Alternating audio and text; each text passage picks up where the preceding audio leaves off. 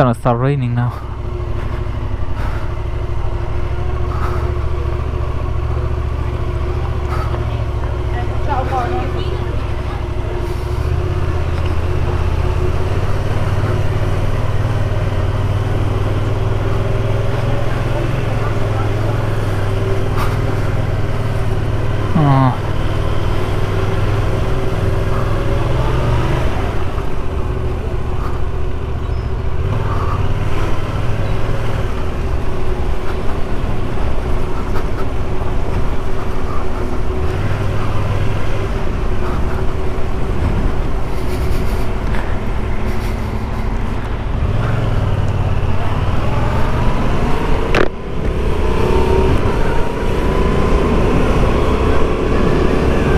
Well, I hope the camera will be okay.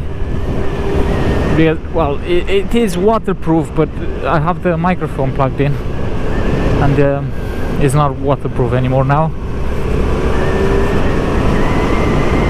But it's not raining too badly, is it?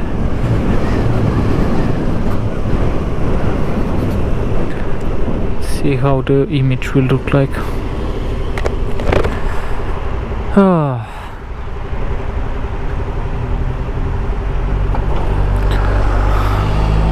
I have no idea if I have any sound on this, because I'll try to talk about what I talked yesterday, because on my video yesterday the camera didn't work. The camera worked, but there was no audio to it. So we'll see. Let's try again.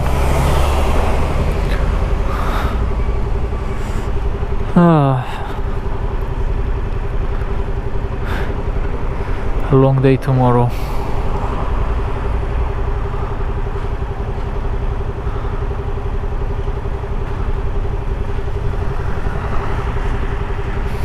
Right, what was I talking about? I think I finished with the 4 forces. Yay, let's go.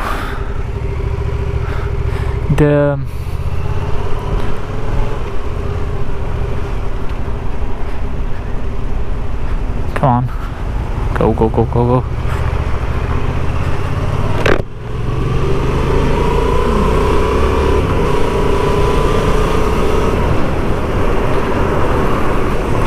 So to tie them all together,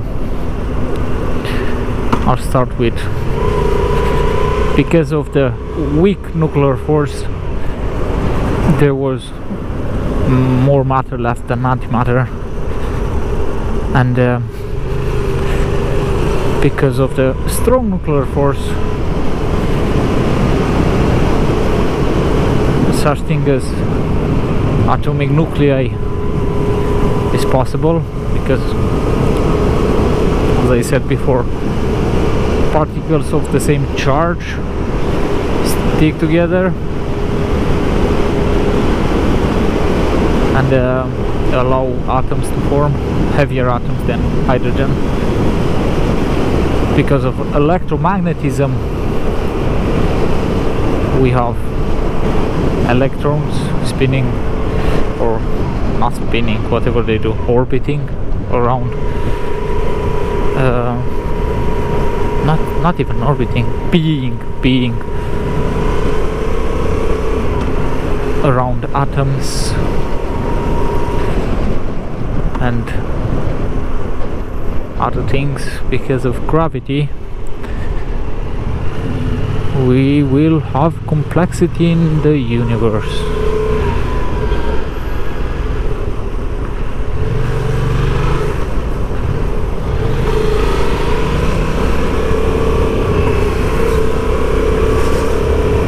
I thought someone was gonna turn right there, that's why I went on the left side, but I was wrong. Anyway, here I am. Ooh.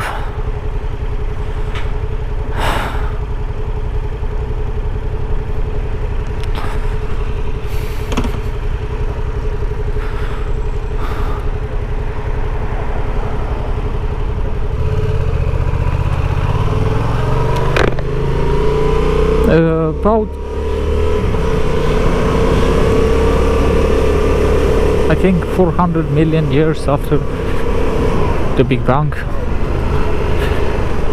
things started cooling down. We had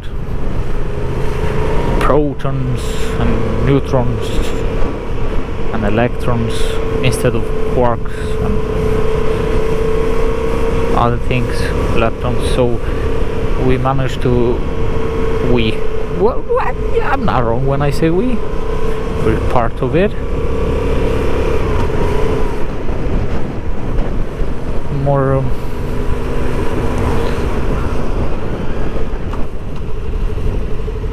come on, I'm not staying here.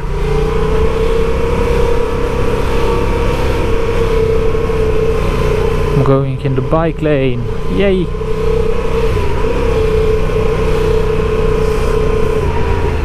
I shouldn't, I'm not allowed in the bike lane, even if this is technically a bike, called a bike. Right, so when the universe started cooling down, the first atom of hydrogen appeared, the basic atoms of hydrogen, and a little bit of helium. Hydrogen is the simplest atom because it only has one proton and one electron spinning around it. Tum-tum. I will go this way to cut that roundabout by there because it's very, very busy there always.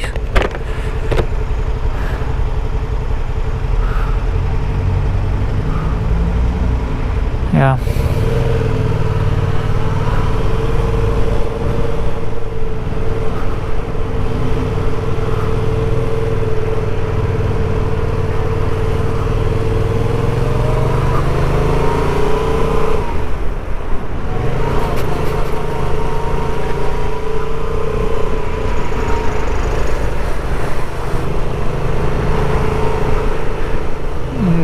First atoms appeared, helium and hydrogen.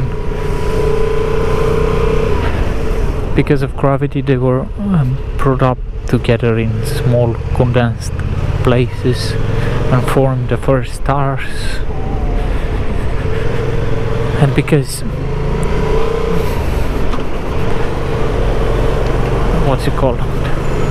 Oh, I didn't speak about how uniform matter was spread in the universe, did I? So because we have the cosmic background of radio wave light still coming from the beginning of the universe, we have the background of an early universe, and that's where we can see that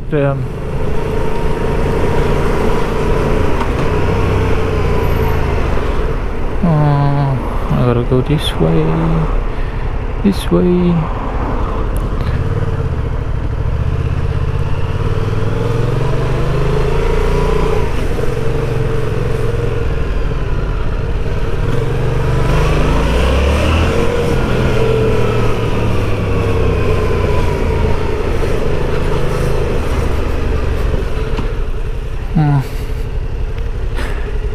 Right, the radio, the background of the universe says that the matter and energy was very well uniform spread. Yeah, it doesn't make sense.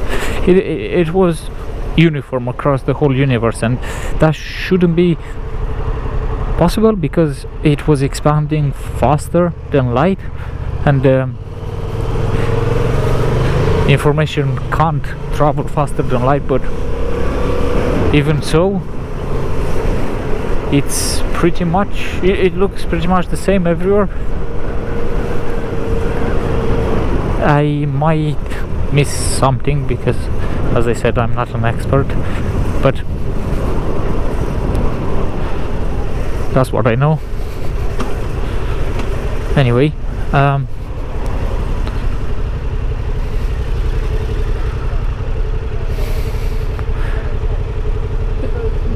there were clouds of hydrogen, and because of gravity they were brought up in small spaces, and that's how the universe became lit. It started shining due to fusion. Gravity attracts matter to one place, small place in the center of the star, and it creates huge pressures and temperatures, and they start the process of fusion of hydrogen, and hydrogen fuses it into helium, and it balances the star. Gravity pulls everything inside, fusion pushes everything outside, so there's a balance that happens inside the star until all the hydrogen is used and fused into helium, and then the helium fusion starts and it fuses into a heavier atom. So from one proton and one electron that hydrogen has, you get to helium, where they have 2 protons and 2 neutrons, and usually, well, they can have more neutrons, and they only give mass. And anyway, you fuse helium then into, I think, nitrogen, I might be wrong, I don't know. Then that fuses into oxygen, and that fuses, if the star is massive enough, when it collapses on itself, it starts burning more until it gets to iron. When it gets to iron, it can't fuse iron. Iron is it takes too much energy to fuse iron, so iron can't fuse, so the star either dies off like that, or it usually doesn't. It usually collapses on itself and it creates a neutron star or a black hole, because as fusion won't happen anymore, the gravity will pull everything inside, and being no fusion to push outside, it'll become a very small place.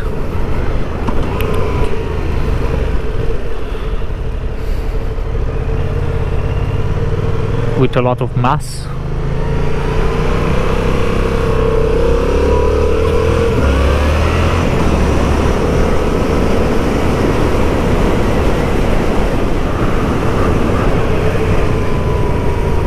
Whew. So, no hands. Well, I have to use my hands now.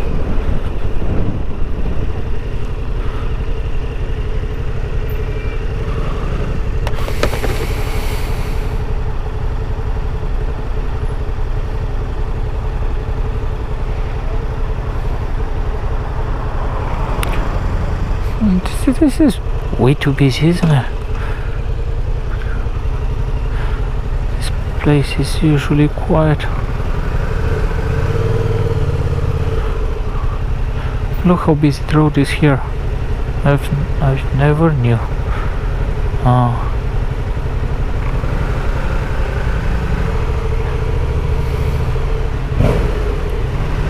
Turum.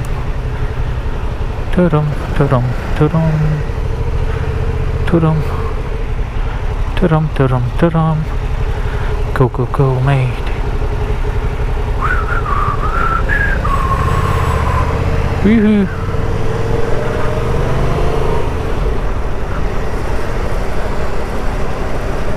So fusion lights up the sky, and let's say a star explodes. The star is above the first level of complexity that I'll describe. Stars can come in all shapes and forms, and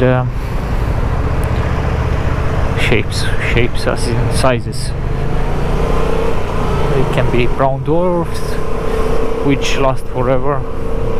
They don't have a lot of mass, so the gravity that pulls everything towards the middle is not as great as in bigger stars, so the process of fusion will take way longer than it will in a normal star. Way longer.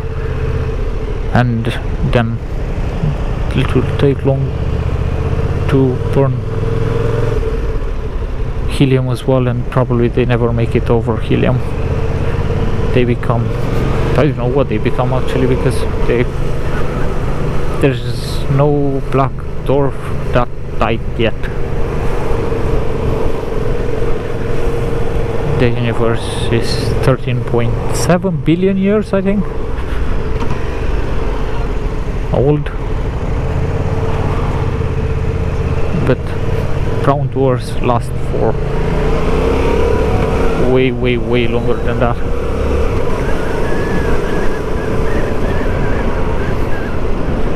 If the star is the size of, let's say, our sun, it will eventually die, and most probably it will become a white dwarf, which is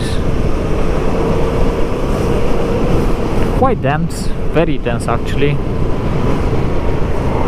It doesn't, from what I know, it doesn't have, it's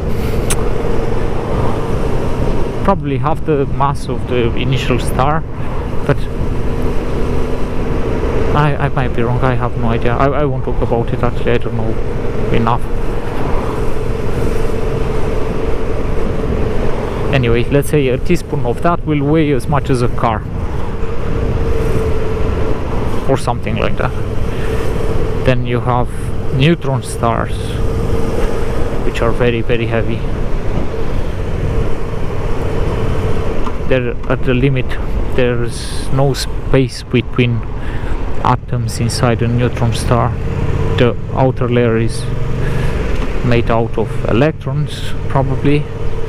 The insides of it are made out of stuck together neutrons.